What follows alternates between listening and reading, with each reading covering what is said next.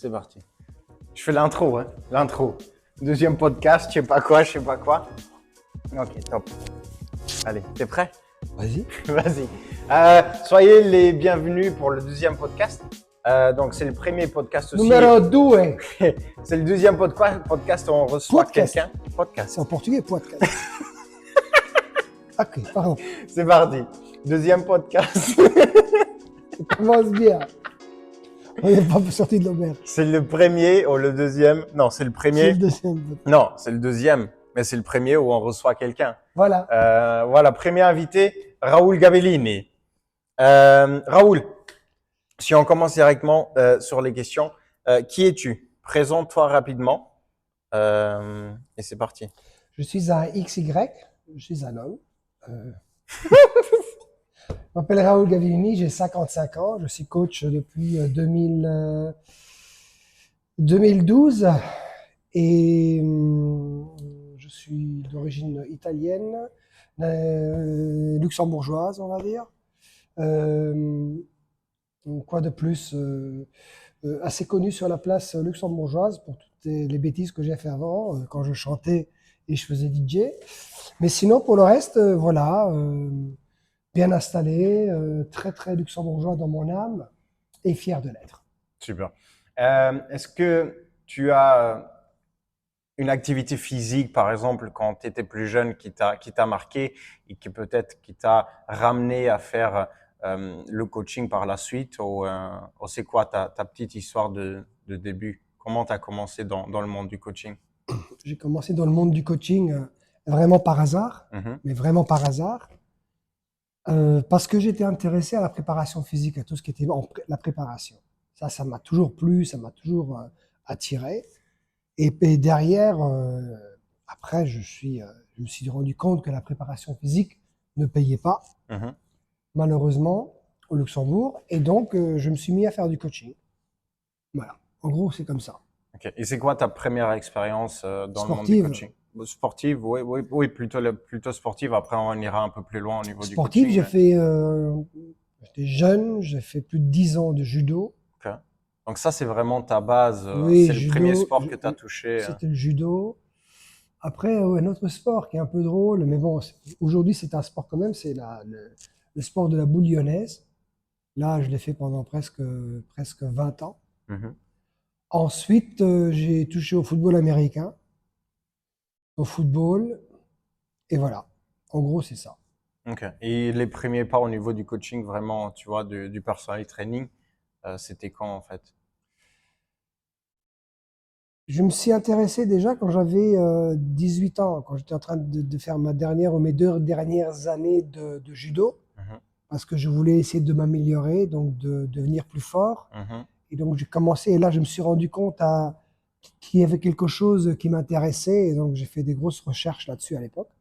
Après, j'ai laissé tomber à cause des études. Et puis j'ai commencé à travailler, et puis j'étais trader en finance pendant presque 23 ans.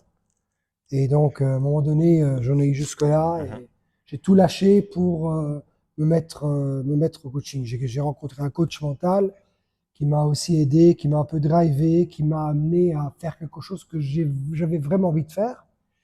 Et donc, voilà. Donc, Mais à un certain moment aussi, le fait que tu as été trader, tu étais hyper rigoureux dans ton métier, chose que peut-être ça t'a aidé dans le coaching aussi par la suite. oui et non. Moi, je dirais, le fait d'être rigoureux, c'est un truc de caractère. Parce Ou que tu l'es ou tu l'es pas. oui, voilà. J'avais des traders qui n'étaient pas du tout rigoureux. Du moment qu'ils faisaient de l'argent, ils étaient contents.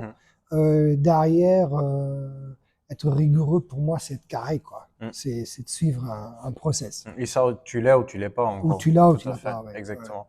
Et si on va chercher un peu tes formations de base, tu as commencé par quoi? C'est quoi ta première formation en gros? En 2008, j'ai commencé à faire un DU en prépa physique en France, à Lille.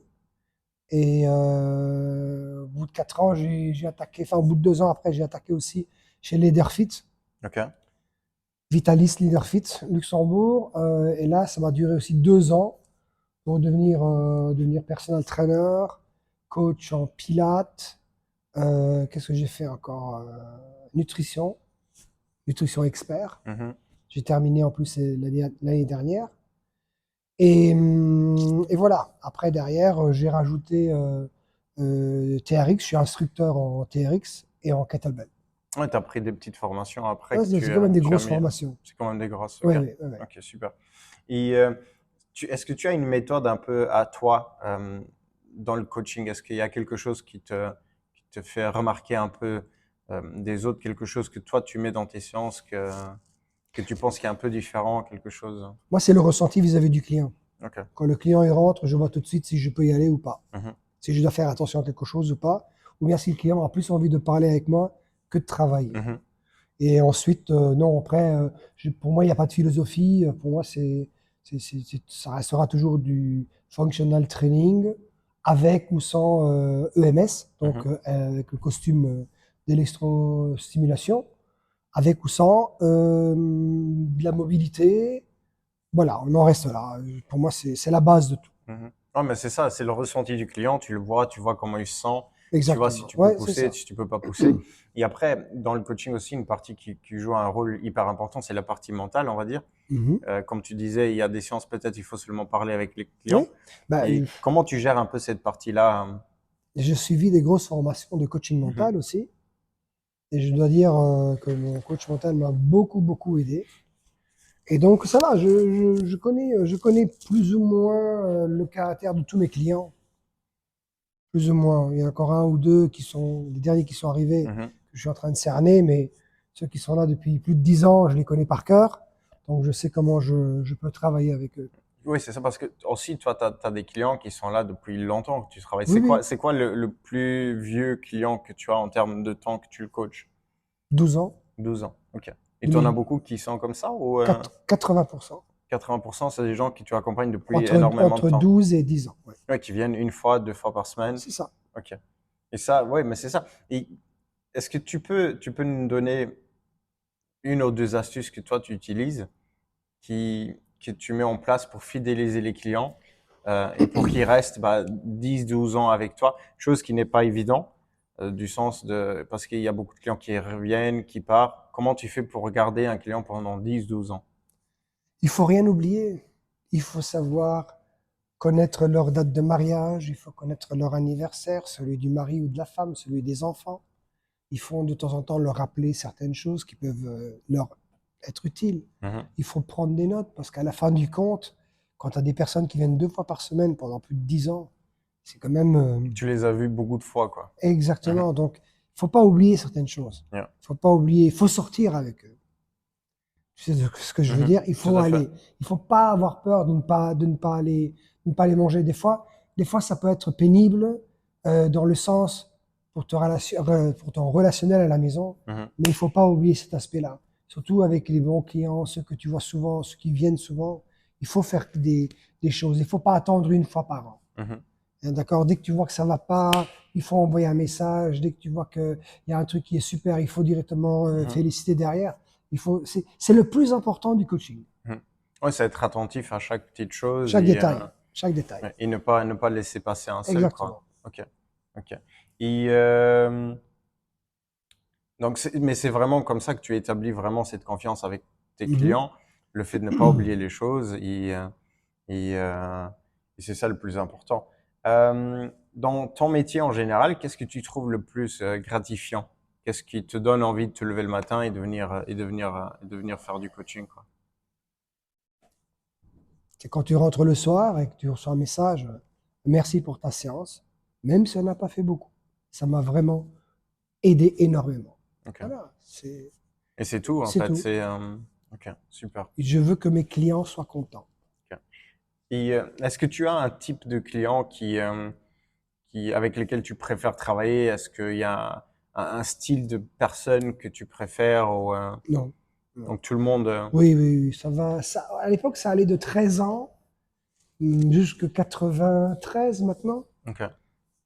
Donc, j'ai vraiment pas de. Ouais, c'est comme nous, pareil. On Chaque, parlait lors du premier podcast, on a des gens voilà, de 13 jusqu'à voilà, 86, c'est voilà. la plus ancienne Chaque aussi. personne a ses besoins, chaque personne a ses nécessités, chaque personne a son caractère. Il faut juste s'adapter s'adapter. à chacun, Ouais, tout à c'est fait. ça. Bien. Euh, Avec, tu vois, le monde du fitness, il évolue très vite. Donc chaque année, il y a une nouvelle chose qui arrive, comme bah, il y avait le MS qui est arrivé. Ça fait combien de temps que le MS il existe, tu sais? Plus de 20 ans? Ok, voilà. Mais on l'entend parler il y a pas longtemps. Oui, parce que les derniers temps, ils ont créé des systèmes EMS avec des boîtiers qui sont en Bluetooth. Donc, tu peux bouger un peu Parce plus, tu qu'avant, vois, c'était comment? C'était avec des câbles. avec des câbles. Tu avais des T'étais câbles relié à quelque à chose. une machine comme la machine qui est derrière toi. Ok. C'était plus ou moins le même style avec une machine Et comme du coup, tu derrière n'avais toi. pas le Tu pouvais pas, mouvement. non, tu bougeais pas. Ouais, tu Tu bougeais restais sur pas. place et Ouais. tu. Ok. Mhm. Et c'est le fait que maintenant, tu n'as plus de fil que tu peux Ah, faire. maintenant, Tu es tu peux beaucoup faire plus beaucoup libre, plus. quoi. Oui, oui, oui, Ok. oui. Et ça fait longtemps que tu travailles avec, du coup? 2017. Ok. Donc, ça fait pas mal d'années, quoi. Ouais, ouais, ouais, Ok, ouais. super. Dans ta carrière, parce que tu m'as dit que tu as commencé en 12. 2012. Est-ce que tu as eu des moments de doute tout au long de ta carrière ou ça s'est passé comment? Les moments de doute, je les ai pas eus quand j'étais avec mes clients de tous les jours. Je les ai Mhm. plus eus quand j'entraînais les équipes nationales de volleyball, Ok. de préparation physique. Là, Chose j'ai que tu fais eu, toujours ou pas du tout? j'entraîne le basket Ok. ici le Sparta de Bertrange. Ok. Avant ça, j'avais le handball Kerjeng à Bacharach. Ok. Et avant ça, j'avais le volleyball de Bertrange et les équipes nationales du Ok. Luxembourg. Et c'est avec les équipes nationales du Luxembourg que je l'ai eu, mais parce que j'ai eu l'impression que j'avais quelqu'un contre moi, je ne sais pas le pourquoi. Et donc là, j'ai vraiment eu un doute sur ce que je faisais. Mais au niveau de cette préparation physique dans les clubs, Oui, mais ou en après, général. après, je me suis vite rattrapé parce que j'avais fait venir un ami à moi qui est venu voir ce que je faisais, Mhm. qui est un très grand préparateur physique en France. Et il m'a dit, Raoul, tout est nickel, tout est bien. Je crois que le mec qui te crée des doutes, c'est quelqu'un qui n'accepte pas de ne pas pouvoir te dire quoi faire. Ok. Donc voilà, parce qu'après, il n'était jamais content, il avait toujours un problème avec quelque chose, avec ceci. C'était un coach, Mhm. bien sûr, un problème avec ceci ou avec cela. Et donc après, au bout de 2 ans et demi, j'ai arrêté, j'en avais marre. Ok. Voilà. Et là, tu as toujours une équipe maintenant que tu suis Oui, ou... après de là, je suis passé au handball. J'ai fait presque 7 ans. Ok. Et depuis 2 ans, je suis ici à Bacharach. Ok. Et là, tout se passe bien du coup. Oui, oui, là, Super. ils ont envie de travailler. C'est des jeunes, ils apprécient. Et Ok. ils travaillent. J'ai même pas besoin d'être là pour qu'ils travaillent parce qu'on a une façon de travailler aujourd'hui où j'envoie Ils les, suivent un et plan ils et du suivent coup, ils savent exactement quoi le faire. plan, etc. Mais tu J'ai as du quand même des séances feedback. en présentiel Bien avec sûr, eux. oui, oui, Ouais, oui, tout à bien sûr, fait. bien Ok. sûr. Oh, pour savoir qu'ils font Oui, bien oui, les non, choses, non. Mais etc. tout est bon. Super. Super. On va partir sur la dernière question, Raoul. Oui. Euh, le marché, il évolue très vite au niveau du coaching. Comment est-ce que tu vois le coaching dans les prochaines années? On en a déjà parlé, je pense. Moi, le coaching, il faut le faire ou se concentrer sur une tranche d'âge, Mhm. entre 40 et plus. En dessous, les gens ont trop tendance à venir, partir, venir, partir. Mais entre 40 et au-dessus, il faut vraiment se concentrer là. C'est ta clientèle d'aujourd'hui aussi. Oui, clientèle d'aujourd'hui, mais surtout faire quelque chose pour les seniors. Mhm. Ça restera toujours mon grand cheval de bataille. Je pense que c'est eux qui ont le plus besoin, c'est eux qui vont en profiter le plus. Mhm. Parce Oui. qu'ils ont plus de temps aussi. Ils ont peut-être plus de temps, mais manque de mobilité, mauvaise nutrition, manque de muscles. Muscles, tu Mhm. sais, à partir d'un certain âge, comme tu le sais très bien, les muscles ils commencent à, Ouais. à, Tu perds du à foutre muscle le même si camp. tu fais quelque chose, quoi. Exactement, mais à foutre le camp. Donc, ils ont besoin de renforcer tout cela. Mhm. Et quand j'entraîne des personnes âgées, il n'y a pas longtemps, j'en avais une qui n'arrivait pas à marcher. Depuis nos entraînements, la personne, ben, elle marche, quoi. Même Mhm. avec un petit bâton, mais elle marche. Mhm. Et elle est heureuse, elle est Ouais, de c'est ça nouveau qui est contente. gratifiant, comme on Et disait tout à l'heure. c'est ça qui t'apporte le plus. Et c'est Mhm. ça qui. Donc, si pour l'évolution, pour le plus tard, pour après, pour demain, c'est là que je me concentrerai. Parce qu'il y aura de toute façon de plus en plus de seniors. Tout à fait. Voilà. Parce qu'il y a moins d'enfants aussi, c'est ça le Voilà, problème aussi. c'est ça. Tout à fait. Super. Bah, Raoul, c'était un plaisir. Ben, je t'en prie. Merci beaucoup. Je t'en prie. À bientôt. Fais attention à toi. Merci beaucoup à toi aussi. Ciao.